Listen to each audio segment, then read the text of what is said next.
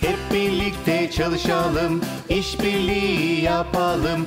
Paylaşırsak işleri bitiririz temizliği. Hep birlikte çalışalım, işbirliği yapalım. Paylaşırsak işleri bitiririz temizliği. Haydi dedi öğretmenimiz, büyük bir orman resmi yapın.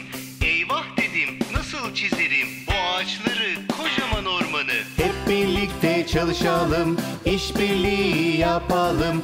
Paylaşırsak işleri bitiririz resmimizi. Hep birlikte çalışalım,